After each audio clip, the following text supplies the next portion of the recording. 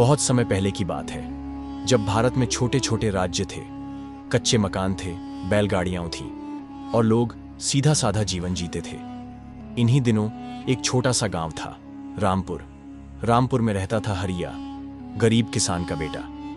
हरिया के पास न ढंग के कपड़े थे न पैसे, पर उसके सपने बहुत बड़े थे।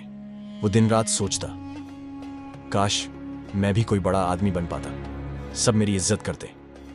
एक दिन हरिया जंगल के रास्ते से गुजर रहा था। अचानक सामने आया एक बूढ़ा साधु, सफेद लंबी दाढ़ी, कमर में चमचमाती सुनहरी अंगूठी। साधु मुस्कुराया और बोला, बेटा, ये कोई मामूली अंगूठी नहीं, इसे पहनते ही तू किसी भी इंसान में बदल जाएगा। पर याद रखना, हर पहचान के साथ उसकी मुश्किलें भी मिलती हैं। हरिया पहले तो हंसा, फिर दिल ही दिल में सोचा, ऐसी किस्मत कब मिलती है। उसने झटपट अंगूठी पहन ली।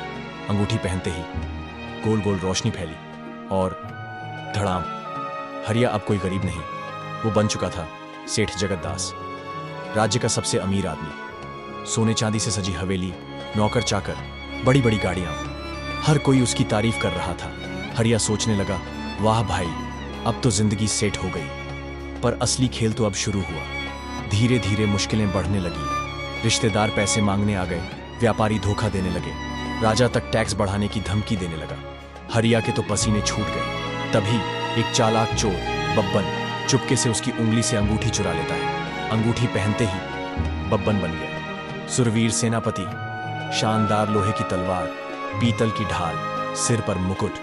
पर सामने क्या, हजारों सैनिक, दुश्मन की सेना तैयार। बब्बन तो कांपने लगा, अबे ये क्या कर दिया अंगूठी ने, मुझे तो तलवार चलानी भी नहीं आती।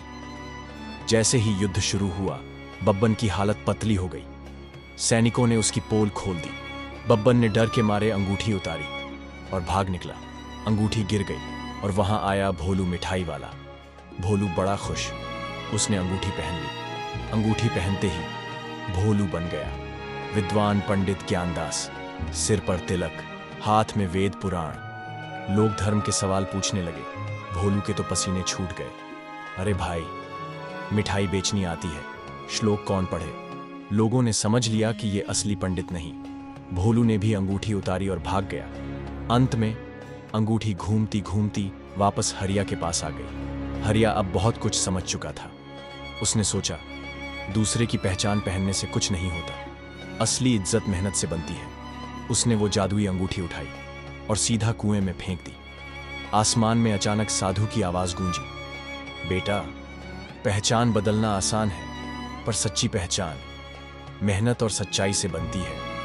हरिया ने मन लगाकर खेत जोते, मेहनत की। धीरे धीरे वो गांव का सबसे सम्मानित किसान बन गया। लोग उसकी इज्जत करने लगे, क्योंकि असली पहचान नकली अंगूठी से नहीं, मेहनत और ईमानदारी से बनती है।